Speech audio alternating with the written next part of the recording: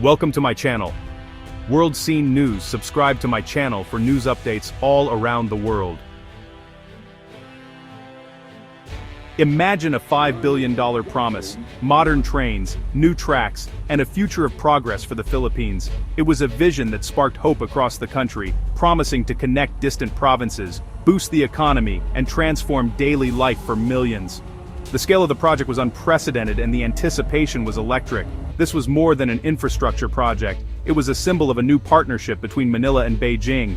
The deal was celebrated as a turning point, a sign that the Philippines was ready to embrace new opportunities and forge stronger ties with a global powerhouse. China pledged money and expertise to build 3 major railway lines, a deal that captured the nation's imagination. The promise of cutting-edge technology and rapid development seemed within reach, and optimism soared as plans moved forward. But almost overnight, the promise disappeared. The talks went silent, and the grand railway project became a ghost.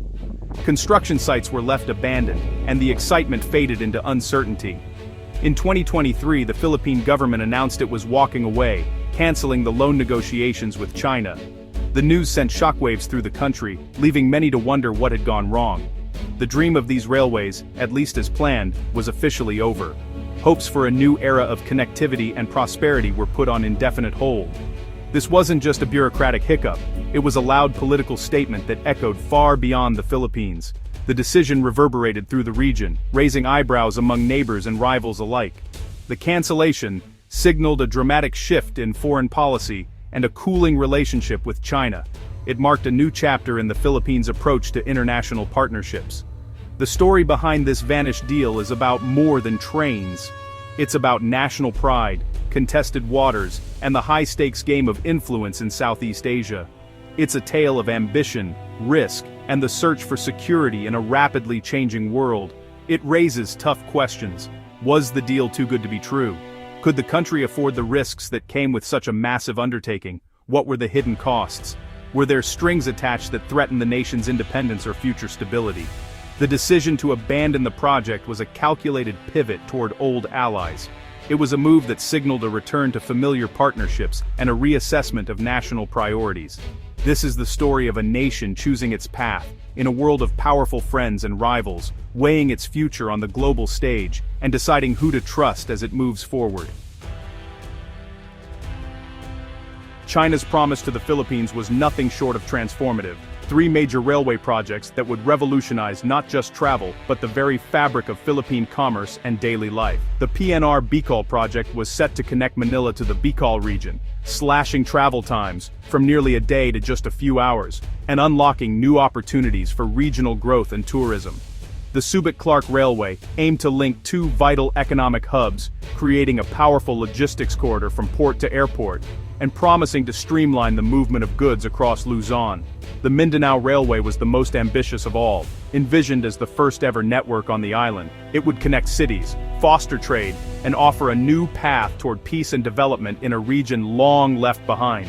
Together, these projects represented nearly $5 billion in investment, an unprecedented sum for Philippine infrastructure. They were designed to modernize the country's outdated rail system, replace aging trains, and spread economic growth across the archipelago, reaching even the most remote provinces. The plan promised to reduce Manila's notorious traffic, lower transport costs for millions, and finally connect communities that had been isolated for generations. For Mindanao, it was more than just a railway. It was a symbol of long-awaited integration, hope, and a brighter future. This wasn't just about infrastructure, it was about ushering in a new era of prosperity, all built with Chinese money, technology, and expertise.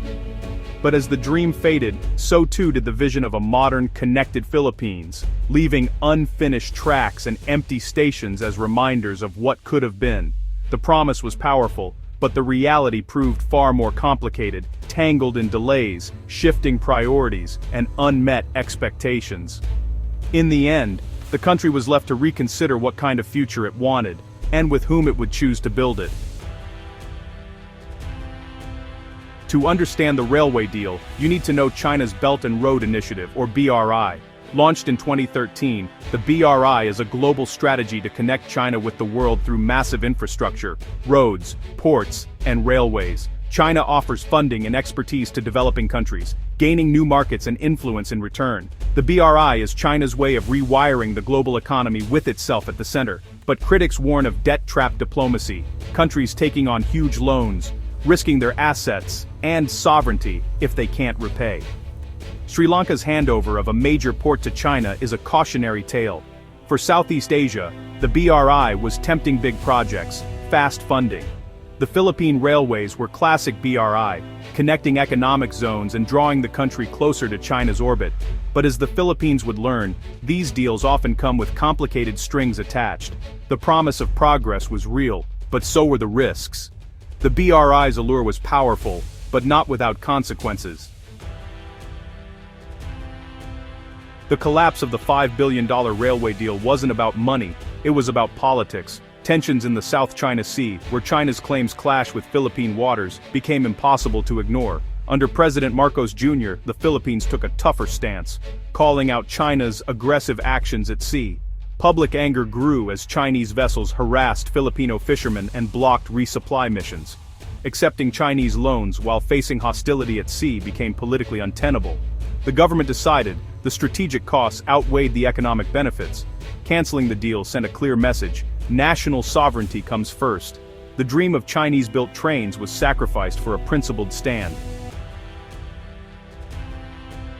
As the Chinese deal faded, the United States and Japan stepped in with a bigger vision. They backed the Luzon Economic Corridor, a massive railway connecting Subic Bay, Clark, Manila, and Batangas. This new line, nearly 250 kilometers long, aims to supercharge trade and logistics across Luzon.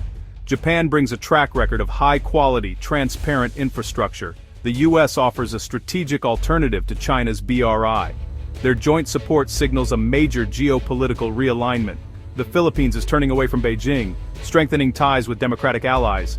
This isn't just about trains, it's about a new alliance and a free, open Indo-Pacific. The tracks are symbols of renewed partnership and a direct challenge to China's ambitions. The future of Philippine infrastructure is being built with trusted friends. This strategic switch is a game-changer for the Philippines, marking a bold new chapter in the country's foreign policy and development strategy. By partnering with the US and Japan, Manila is reinforcing its security alliances and sending a clear message to China that it's willing to diversify its partnerships for the sake of national interest and regional stability. The new railway connects key military and economic hubs, deepening cooperation with its oldest allies and boosting the country's connectivity and logistics capacity. Japanese and US-backed financing comes with higher standards and more transparency, promising better quality, less risk of debt traps, and more accountability in how projects are managed. The trade-off? Projects may take longer to complete, but the results are more sustainable, durable, and beneficial for future generations. The move angers Beijing, and the Philippines must now navigate a more confrontational relationship with its giant neighbor facing new diplomatic and economic challenges. China could retaliate economically or increase pressure in the South China Sea, testing Manila's resolve and resilience. Still, the government is betting that long-term security and economic benefits outweigh short-term risks, believing this path will ultimately strengthen the nation. Regionally, this sets a precedent. Southeast Asian nations now see real alternatives to China's BRI, opening the door for more balanced development choices. The Luzon Economic Corridor proves that democratic coalitions can offer competitive, attractive options for infrastructure and growth. The Philippines is leading a shift toward a more balanced, multipolar Southeast Asia, inspiring its neighbors to rethink their own strategies for the future. The Philippines learned from its neighbors' experiences with Chinese rail projects, and the lessons were sobering. Indonesia's Jakarta-Bandung high-speed rail was plagued by delays and cost overruns, with profitability decades away. Laos's $6 billion railway left the country deep in debt, with little hope of economic payoff. Thailand and Malaysia both paused and renegotiated their Chinese-backed projects, wary of high costs and unfavorable terms. Thailand now funds most of its project itself. Malaysia only revived its rail link after slashing costs. These stories highlighted the risks, debt delays, and loss of control. The Philippines saw that quick infrastructure could mean long-term headaches. The region's cautionary tales gave Manila the confidence to walk away.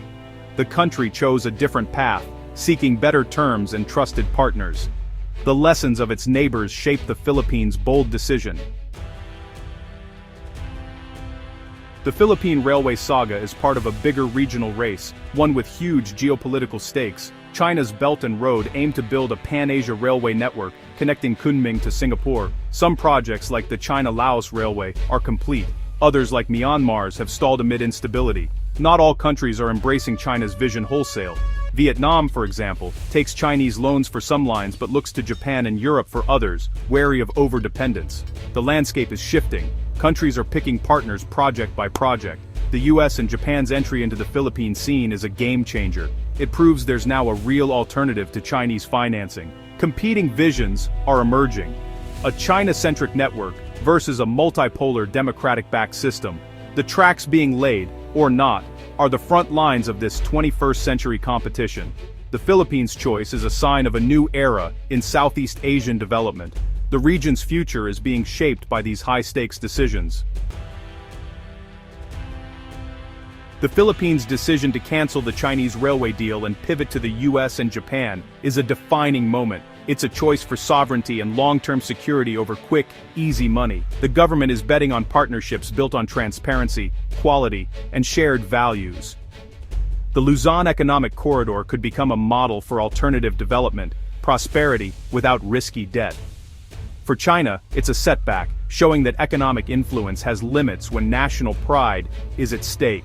The story is one of a nation finding its voice, weighing promises against sovereignty. The Philippines learned from its neighbors and chose a different route. The path ahead won't be easy, but the country has made its choice. It's building its future on tracks laid by trusted friends, not the highest bidder.